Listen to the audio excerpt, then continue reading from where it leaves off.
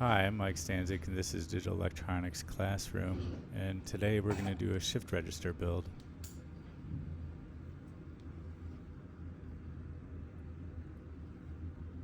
As you can see here, we're using the 74164 8-bit shift register, but I'm only going to use 4 of the bits.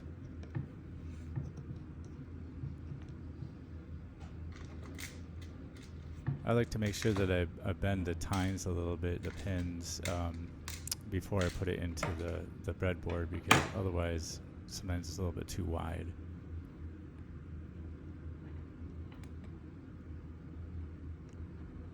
Connecting up the VCC.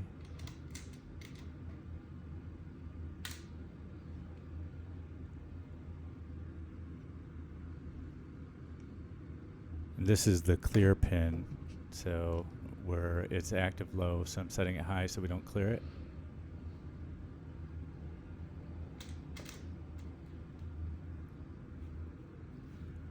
This is one of the 2 inputs. It has 2 inputs, and if any of them are low, then the output is low, the next bit into the shift register. So I'm setting one to high.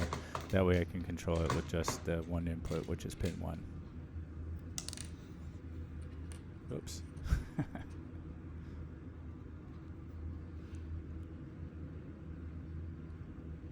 So there we are, grounding pin 7. So these wires, I've been just using them, so they're pre-cut, and that makes it really nice, but I do have to cut a few in this video, so you'll see that.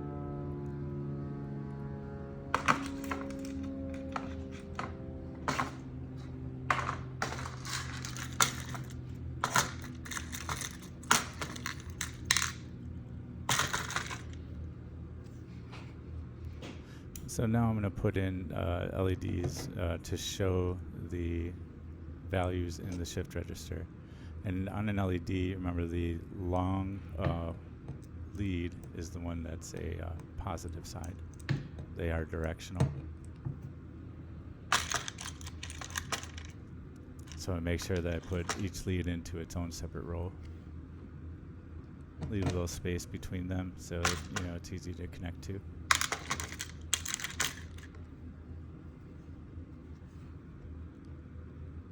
This is a new breadboard, so it's a little tight to get some of these in, which is nice.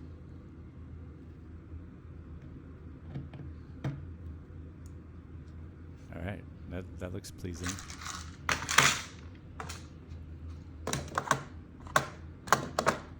As you notice, I do my best to try to color code the wires as well. So we have the red for the 5 volts lines, and then the black for the ground lines.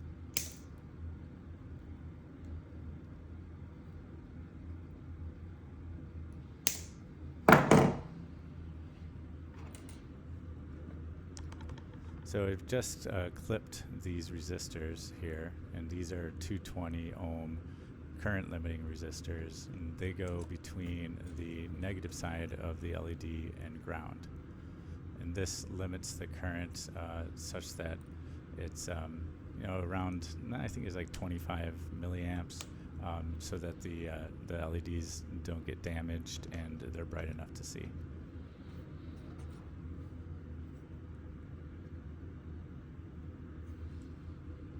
You can use a 330 here as well. It doesn't have to be 220.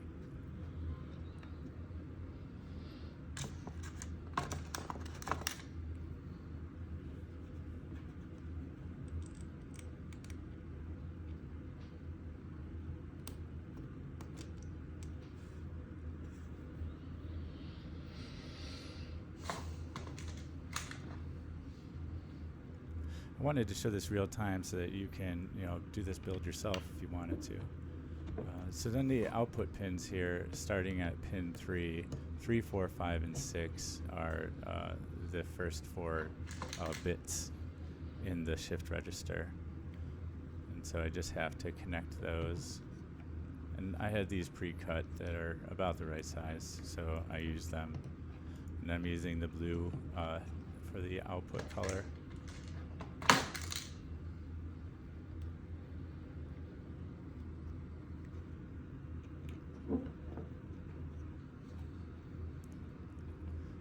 I like to kind of pre-bend the ends of the wires so that they are vertical when they're in the position that they're going to be in, so I can just press it in. So I need one more. So I kind of measure about how far it is and then give a little bit more. In this case, I just wanted to be sure, so I gave it a little bit more than a little, so that way I'd have enough. And then these are 22 solid wires, and so I'm using the 22 solid slot in the wire stripper. And you don't want to cut too much because you don't want any exposed wire. So, about the depth or shorter than the depth of the breadboard, so that when you press it in, there's no exposed wire. And so here I didn't do a pre-bend, and it's giving me a little issue, as you can see. So now I'll bend it a little bit so that put it in and just work it in until it's there. And you can see that the wire sheath, the coating, goes pretty much all the way down to the breadboard, so we don't have an exposed wire, and that's ideal, so you don't get any accidental contact. So here is a push button.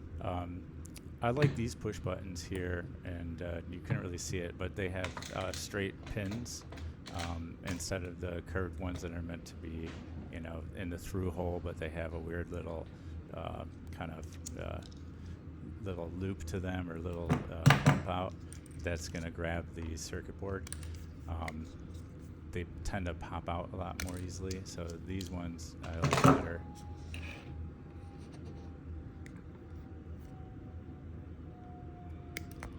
I always get the length of these little jumpers kind of hard to get them exactly right, so I'm going to try. I guess I should measure it out, but I haven't. But this one, it's more important. When you have these small ones, it's more important to bend the ends of the wires so that you can push it straight in, otherwise you're going to have a little trouble. And on the small ones, I like to use my needle nose pliers to do that. So sometimes I'll grip just a little bit onto the insulation so that it really makes a nice contact with the wires completely hidden, as you can see there.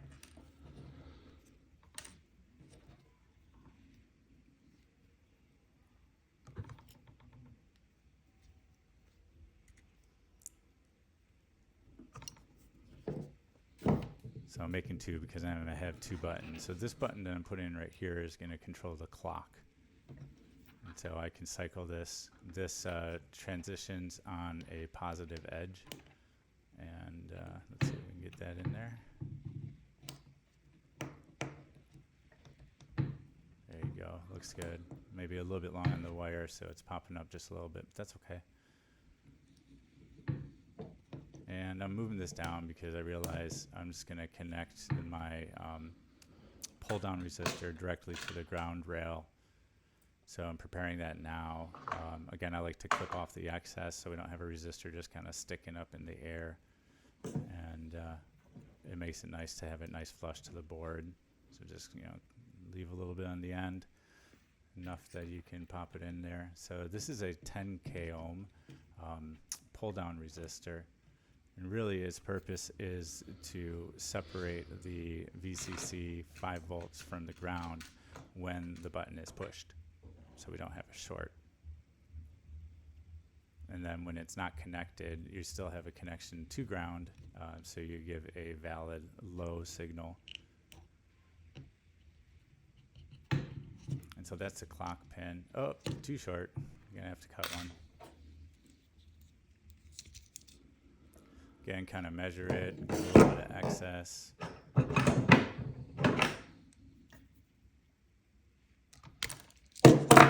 And again, I'm not trying to be perfect here where it runs straight along the surface of the board.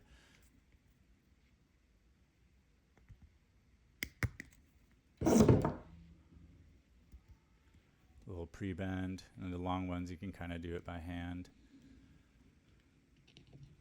Make it easier to pop it in. Make a little bend in it to get to where I want to go. Yeah, and that looks good.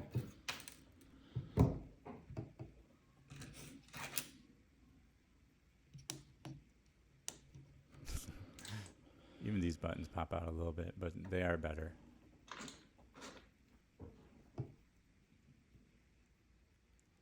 can see the straight wires on there, the straight pins on them now. I'm just going to offset this a little bit so it's easy to tell which one I'm pressing when I'm pressing them. And this time I'm putting it towards the top of this side of the breadboard because I'm going to connect to the bottom rail.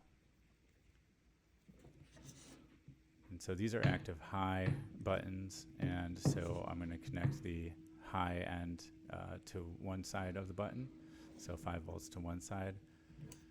And then the output's going to come from the other side. So when I press the button, it's going to connect 5 volts to the output. And made a mistake here. I thought it was the second pin over instead of the third. So we'll see that correction a little bit later, but that's okay. You're going to make mistakes, and I make them all the time. So I chose a different color now, just like I chose green for the clock pin. Now I'm choosing yellow for the data pin. So this is going to tell the shift register whether the next input should be high or low based on the press of the pin. And since it's active high when I press it, it should get a high in, and when I don't press it, we should get a low in. So these are my just rail jumpers, and so just to connect the top rail to the bottom rail, so 5 volts to 5 volts and then ground to ground. And again, I've used these already, so this is a nice size.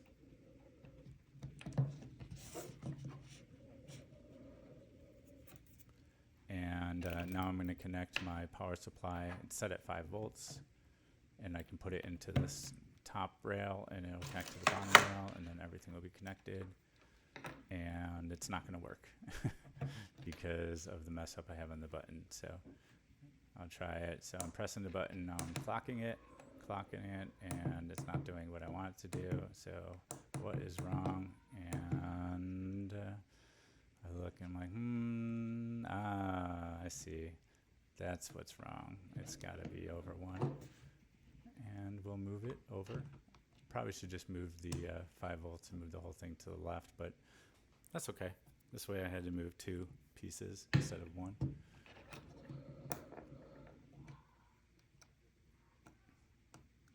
Not too hard though.